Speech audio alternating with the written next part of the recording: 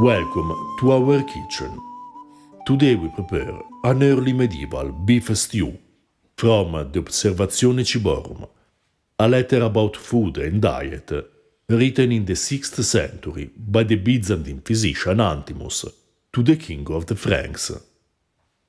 We start with ingredients. We need beef, wine, vinegar, honey, the spices, black pepper, cloves and costus, and the aromatic herbs, fennel, shallot greens, lesser calamint and lavender. The Observazione Ciborum is one of the few sources on early medieval cooking. It was collected in several medieval manuscripts, and this shows how popular it was. Despite the native language of the author being Greek, this text is written in Latin, and this explains its popularity since in this period Latin continued to be a lingua franca in all Europe, differently from Greek.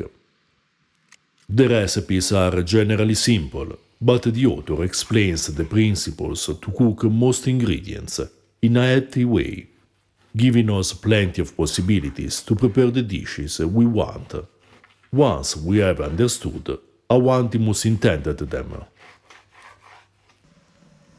First, we boil the meat for about 1 hour. In our book, The Observazione Ciborum, Early Medieval Recipes at the Court of the Franks, available on Amazon, we translated the text and explained these principles in the introduction, comparing Antimus' ideas with the concepts that we find in the books of the other important authors on dietetics, in particular Galen. And we show the relationship between Antimus' cooking and ancient Greek and Roman recipes, essential to understanding many of Antimus' preparations.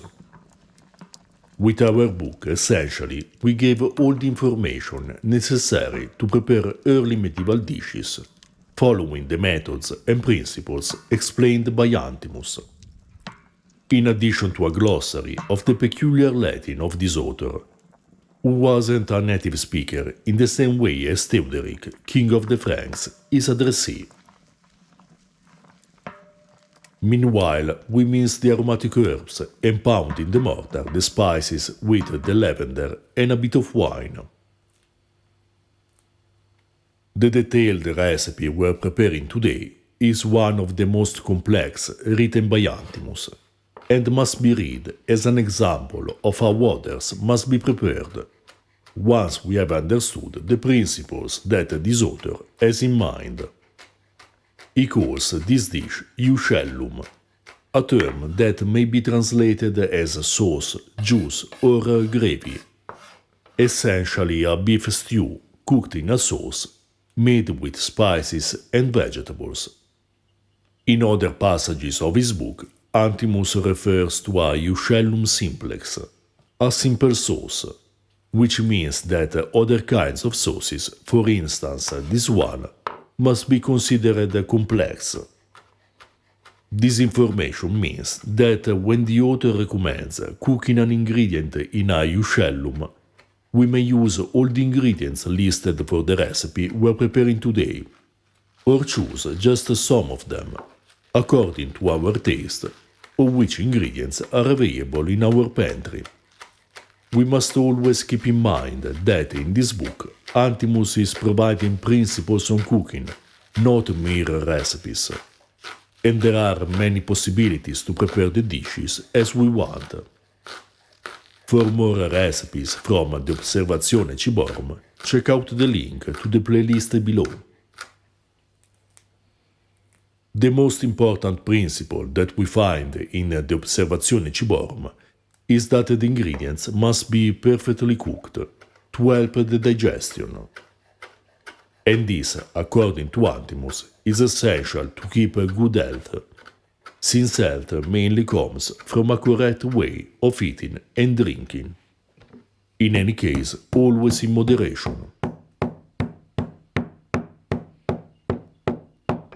The original recipe requires pennyroyal and leek heads, a very popular ingredient in ancient cuisine, obtained by cultivating leeks in such a way they developed a big head, but we chose shallot greens and lesser calamint instead.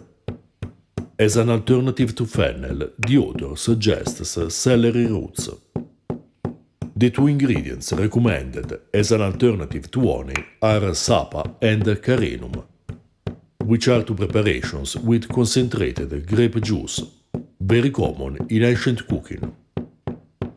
For this dish, there are two other unusual ingredients that sometimes appear in ancient Roman and Byzantine cooking, as well as in the Arabic cookbooks, costus and spikenard. There are several kinds of nard used in historical cuisine, one of which, called Nardus gallicus, is a variety of lavender. Since this recipe is for the king of the Franks, we guessed it was appropriate to use lavender.